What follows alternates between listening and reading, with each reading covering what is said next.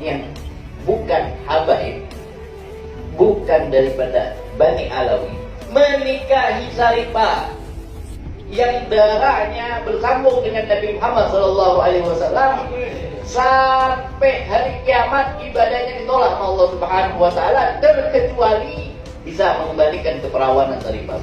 Bisa mengembalikan keperawanan Saripah.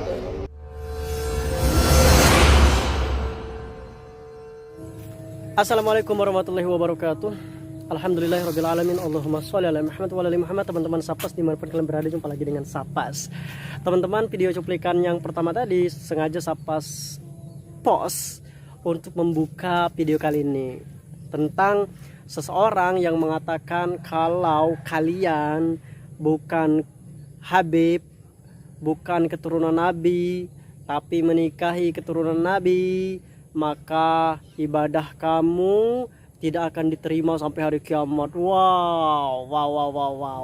Sekarang gini aja deh, kita lihat histori aja, sejarah gitu ya. Sejarah yang akan membungkam mulut orang yang sok paling mulia, yang si paling keturunan Nabi, dan yang si paling berkelas. Kita lihat poin pertama.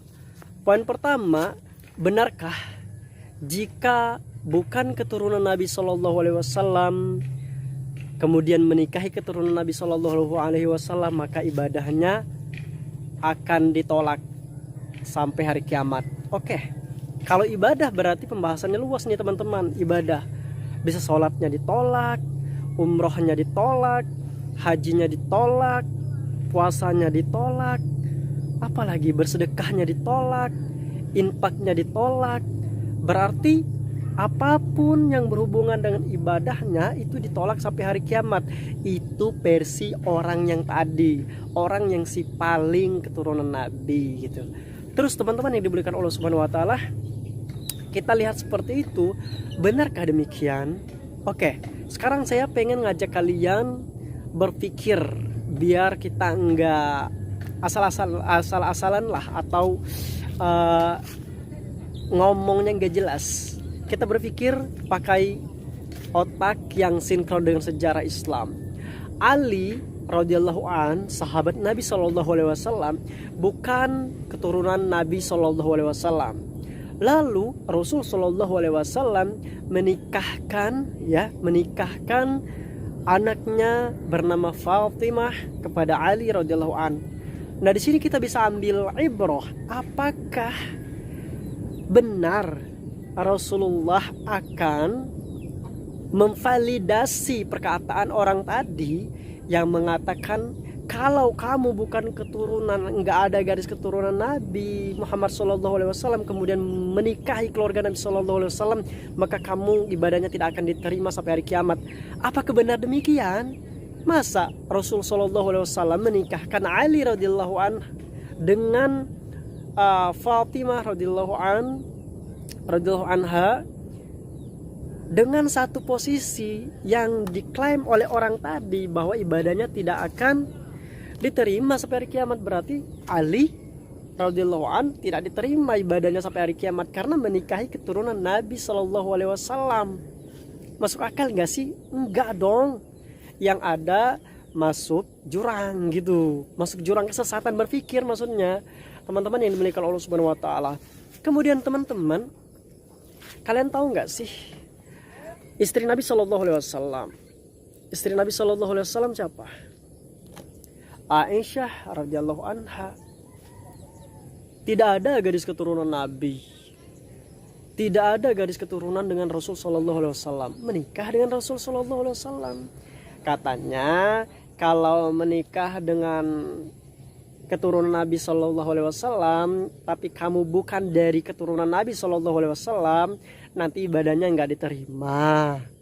Lah kalau kayak gitu berarti Ali bukan keluarga Nabi Shallallahu Alaihi Wasallam, menikah dengan Fatimah anak Nabi Shallallahu Alaihi Wasallam, wanita yang sangat dicintai Nabi Shallallahu Alaihi Wasallam, putri yang dicintai oleh Nabi Shallallahu Alaihi Wasallam. Berarti Ali tidak diterima dong ibadahnya. Kan aneh. Makanya tadi teman-teman yang diberikan Allah Subhanahu wa taala, sebenarnya Islam itu mudah gitu ya.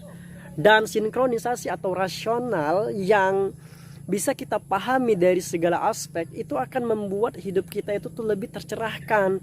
Enggak, kalau kita enggak menggunakan akal. Kalau orang yang enggak menggunakan akal, pasti dia agak bakal mikir, oh iya ya, kan keturunan Nabi itu tuh mulia. Kalau dinikahi oleh orang yang keturunannya enggak jelas kan emang enggak pantas. Itu menurut pikiran Anda, itu menurut prasangka Anda, dan itu menurut bagaimana cara Anda menerima informasi.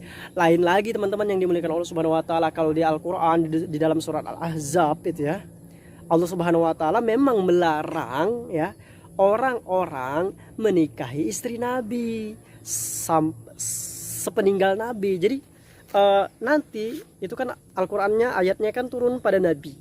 Jadi diingatkan kepada para sahabat Nabi, orang-orang yang kenal dengan Nabi, untuk tidak menikahi istri Nabi sepeninggal Nabi Muhammad SAW, karena itu untuk menjaga ya, untuk menjaga nasab tadi. Nah, jadi teman-teman yang dimuliakan Allah Subhanahu wa taala, kalau anak Nabi, bahkan Nabi Muhammad SAW aja menikahkan anaknya dengan orang yang bukan keturunan Nabi SAW, orang beda orang gitu, bukan dari keturunan Abu Thalib ya. Jadi ini nih kayak rancu berpikir ketika ada orang yang mengklaim kalau menikah dengan ini maka dia tidak akan diterima ibadahnya sampai hari kiamat. Kan aneh. Gara-gara pernikahan yang dia nggak jelas aja pikirkan, sholatnya yang nggak diterima kata dia, puasa nggak diterima, tahajudnya nggak diterima. Berarti gimana tuh hidupnya sebagai seorang muslim kalau semua ibadahnya nggak diterima? Sholat yang amalan pertama sekali dihisab di akhirat saja itu menjadi tolok ukur kehidupan seseorang. Kalau sholatnya bagus maka akan bagus nanti yang lain-lain. Itu kalau nggak diterima oleh Allah Subhanahu wa taala, berabe men. Nah itu tadi teman-teman yang dimuliakan Allah Subhanahu wa taala. Makanya kita beragama itu tuh jangan ngikut-ngikut, jangan taklid. Jangan taklid. Qallada yuqallidu taklid. Jangan pernah taklid kepada seseorang ataupun orang yang kapabilitas keilmuannya itu nggak jelas ya, nggak jelas, dan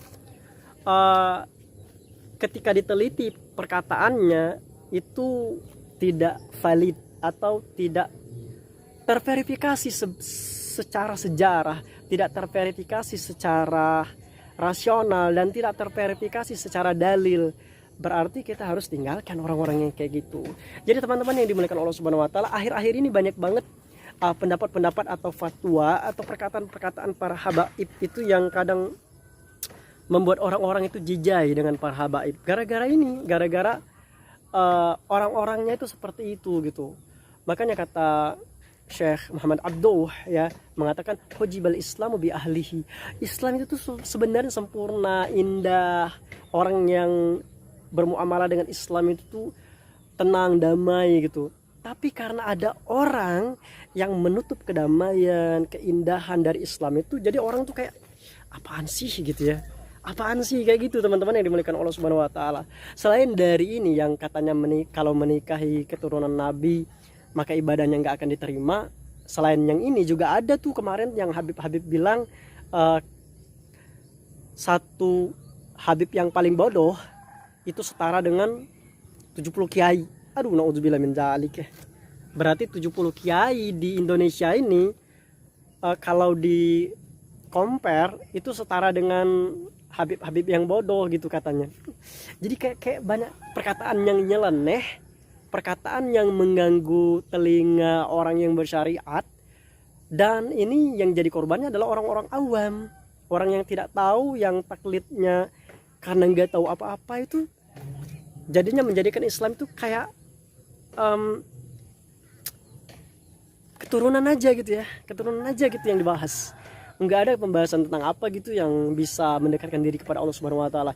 Oke teman-teman yang dimuliakan Allah Subhanahu wa taala, akhirnya Sapos mengajak ke kalian semuanya agar kita itu menjadi generasi yang mudah berpikir, mudah menerima, mudah mencerna, dan mudah nyambung. Kayak orang tuh kan ada yang susah banget nyambungnya sampai dikasih apa namanya berkali-kali baru bisa nyambung.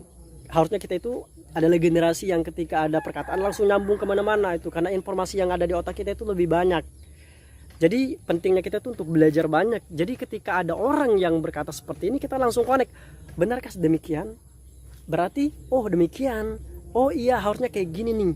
Jadi teman-teman yang dimuliakan Allah Subhanahu wa taala, kita harus berpikir lebih jernih dan berpikir lebih fresh agar kita bisa menggunakan akal sehat kita sesuai dengan Al-Qur'an dan Sunnah.